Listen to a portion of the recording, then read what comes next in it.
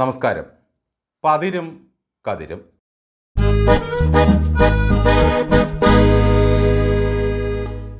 ഏതാണ്ട് 3 പതിറ്റാണ്ട് മുമ്പ് വള്ളിക്കോടെന്ന ഞങ്ങളുടെ ഗ്രാമത്തിലെത്തിയ ദാർശനികനായ എം.എൻ. വിജയൻ മാഷ് സംസാരിച്ചു തുടങ്ങിയത് ഇപ്പോഴും ഓർക്കുന്നു.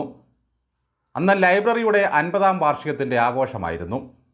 അദ്ദേഹം പറഞ്ഞു തുടങ്ങിയത് ഇങ്ങനെയായിരുന്നു: അങ്ങ് വടക്കൊരു ഗ്രാമത്തിൻ്റെ പേര് ലോകത്തിൻ്റെ ഭൂപടത്തിൽ അടയാളപ്പെടുത്തിയിട്ടുണ്ട്. പയ്യോളി എന്നാണ് ഗ്രാമത്തിൻ്റെ പേര്.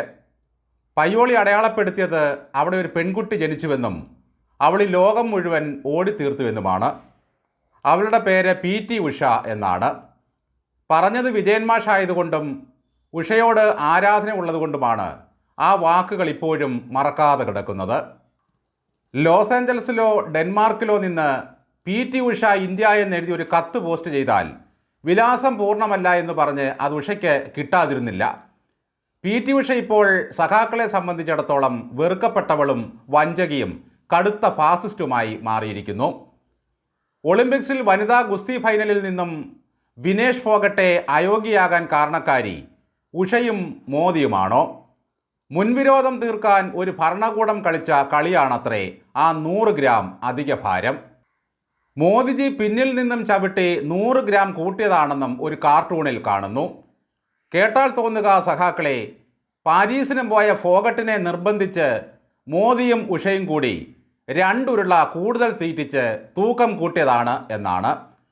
ഒരു കായിക താരത്തിന് ഭാരം കൂടിയതിൻ്റെ പിന്നിൽ കേന്ദ്ര സർക്കാരിൻ്റെ ഗൂഢാലോചനയാണെന്നൊക്കെ പറഞ്ഞു പരത്തുന്നത് അപ്പടി വിശ്വസിക്കുന്ന മനുഷ്യരുമുണ്ടല്ലോ എന്ന് ഓർക്കുമ്പോഴാണ് അത്ഭുതം. മുടി മുറിച്ചിട്ടും പട്ടിണി കിടന്നിട്ടും വെള്ളം മാത്രം കുടിച്ചിട്ടും 100 ഗ്രാം കൂടി തന്നെ നിന്നു. അതോടെ ഇന്ത്യയുടെ ഒളിമ്പിക്സ് മോഹങ്ങൾ പൊലിഞ്ഞുപോയി. ദുരന്തമുഖത്ത് അന്നം മുടക്കുന്ന വിജയനെയാണ് നമ്മൾ കേരളത്തിൽ കാണുന്നതെങ്കിൽ കായിക താരങ്ങളെ ഒരുപാട് തീറ്റിച്ച് 100 ഗ്രാം ഭാരം കൂട്ടുന്ന മോദിജിയെയാണ് നമ്മൾ കേന്ദ്രത്തിൽ കാണുന്നത്. വിനേഷിൻ്റെ സങ്കടത്തിൽ മനംനൊന്ത പത്രങ്ങളെല്ലാം കണ്ണീരിൽ കുതിർന്നാണ് കഴിഞ്ഞ ദിവസം പുറത്തിറങ്ങിയത്. കേന്ദ്ര സർക്കാർ കൊടുത്ത പുരസ്കാരങ്ങളെല്ലാം തിരിച്ചു കൊടുത്തിട്ടും എന്തുകൊണ്ടാണ് വിനേഷിൻ്റെ തൂക്കം കുറയാതിരുന്നത്? അന്തസ്സോടെ ജീവിക്കാനുള്ള പാതയിൽ ഈ പുരസ്കാരങ്ങൾ ഭാരമാകാതിരിക്കാൻ അവ കേന്ദ്ര സർക്കാരിന് തിരിച്ചു നൽകുന്നുവെന്നാണ് കഴിഞ്ഞ ഡിസംബറിൽ വിനേഷ് പറഞ്ഞത്. ഖേൽരത്ന, അർജുന പുരസ്കാരങ്ങൾ ന്യൂഡൽഹിയിലെ കർത്തവ്യപഥിൽ അവർ വലിച്ചെറിയുകയായിരുന്നു. ഗുസ്തി താരങ്ങൾ നേരിട്ട ലൈംഗികമായ അതിക്രമങ്ങളുടെ പേരിൽ കേന്ദ്ര ഭരണകൂടത്തോട് നടത്തിയ സമരപോരാട്ടത്തിൻ്റെ ഭാഗമായിരുന്നു ആ പ്രതിഷേധമെല്ലാം. നോക്കണേ, എന്തിൻ്റെ പേരിലായാലും രാജ്യം ആദരിച്ചു കൊടുത്ത മെഡലുകൾ വഴിവക്കിൽ ഉപേക്ഷിച്ച ഫോഗട്ടാണിപ്പോൾ ഒളിമ്പിക്സ് മെഡൽ പോയതിൻ്റെ പേരിൽ പൊട്ടിക്കരയുന്നത്. കയ്യിൽ വന്നു കയറിയ മഹാലക്ഷ്മിയെ തട്ടിയെറിയരുത് എന്ന് ഒരു പറച്ചിലുണ്ട് നാട്ടിൽ. ഇപ്പോഴതാണ് സംഭവിച്ചിരിക്കുന്നത്. എന്തുകൊണ്ടാണ് ഒളിമ്പിക്സ് മെഡലും അങ്ങ് ഫോഗട്ടെ എന്ന് വിചാരിച്ചില്ല? രാജ്യം പെറ്റമ്മയാണെന്ന ചിന്തയുണ്ടായിരുന്നെങ്കിൽ അവരത് വലിച്ചെറിയില്ലായിരുന്നു. ഈ സർക്കാരിൻ്റെ സൗജന്യം കൊണ്ട് എനിക്ക് ഒളിമ്പിക്സിന് പോകേണ്ട എന്ന് എന്തുകൊണ്ടാണ് വിനേഷ് തൻ്റെ ഇടത്തോടെ തീരുമാനമെടുക്കാതിരുന്നത്? ഏതാണ്ട് 70 ലക്ഷത്തിലധികമാണ് വിനേഷിനെ ഒളിമ്പിക്സിന് അയക്കാൻ രാജ്യം ചെലവാക്കിയത്.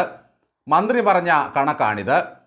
കൊടുത്തതിൻ്റെ കണക്ക് പറയരുതെന്നും ഇത് രാജ്യത്തെ ജനങ്ങളുടെ പണമാണെന്നുമായി ഷാഫി പറമ്പിൽ.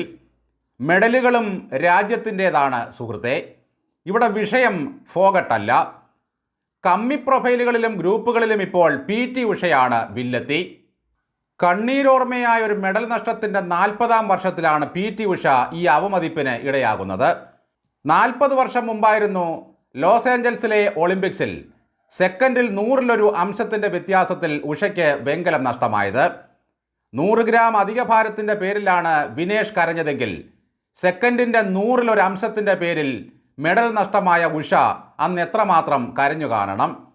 പഴയ കഥകളൊന്നും ഓർത്ത് നമ്മൾ ആരെയും ബഹുമാനിക്കാറില്ല. ഇന്ന് നമുക്ക് കൈയടിക്കാൻ പാകത്തിന് ആരെന്ത് നിലപാടെടുക്കുന്നു എന്നതിൽ മാത്രമാണ് കാര്യം. മെഡൽ നഷ്ടമുണ്ടായ ഫോഗട്ടിനെ പ്രധാനമന്ത്രിയും രാഷ്ട്രപതിയും വിളിച്ച് ആശ്വസിപ്പിച്ചതായി നമ്മൾ വാർത്ത കണ്ടു.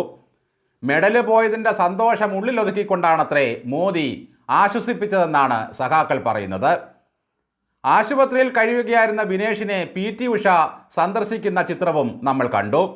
2 തെറി ആരെങ്കിലും പറഞ്ഞോട്ടെ എന്ന് കരുതിയാകണം അന്തങ്ങൾ റെജി ലൂക്കോസ് ഉൾപ്പെടെയുള്ളവർ ഉഷയുടെ പടം പോസ്റ്റ് ചെയ്തിരിക്കുകയാണ്. ലോസ് ആഞ്ചലസിലെ മെഡൽ നഷ്ടം കാരണമാണത്രേ ഉഷയെ എല്ലാവരും പൊക്കിപ്പിടിക്കുന്നത് എന്നാണ് റെജി ലൂക്കോസിൻ്റെ അഭിപ്രായം. പഴയ സോവിയറ്റ് യൂണിയൻ ഉണ്ടായിരുന്നെങ്കിൽ കാണാമായിരുന്നു പോലും, ഉഷ ആ പരിസരത്ത് പോലും ചെല്ലില്ലായിരുന്നുവെന്നും ലൂക്കോസ് പറയുന്നു. നോക്കണേ, റെജിയെപ്പോലെയുള്ള കൂപമണ്ടൂകങ്ങൾ ഇപ്പോഴും അഭിമാനിക്കുന്നത് തവിട് പൊടിയായ സോവിയറ്റ് യൂണിയനെ ഓർത്താണ്. അന്നൊരു ഷൂ വാങ്ങാൻ പോലും കാശില്ലാതെ അവിടെ വരെ ഓടിയെത്തിയ ഉഷയെ ഓർത്ത് അങ്ങേർക്ക് അഭിമാനമേ ഇല്ല. വിയർപ്പിലൂടെ കുറയേണ്ട 100 ഗ്രാം ഭാരം ഫിറ്റ്നസ് ടീം അറിയാതെ പോയത് ഗൂഢാലോചനയാണെന്നാണ് അന്തങ്ങളുടെ പ്രചാരണം. ഇതൊക്കെ എങ്ങനെ സാധിക്കുന്നടാവുവേ നിനക്കൊക്കെ എന്ന് ചോദിക്കാൻ തോന്നും ഈ ലൂക്കോസിനോടും ശിങ്കിടികളോടും. ക്യാപ്സൂൾ കമ്മികൾക്ക് എന്തോന്ന് ഗ്ലൂക്കോസ്. ലൂക്കോസ് വാങ്ങിയ മെഡലുകളാകെ അയയിൽ തൂങ്ങിക്കിടക്കുന്നത് ഒന്ന് കാണണം.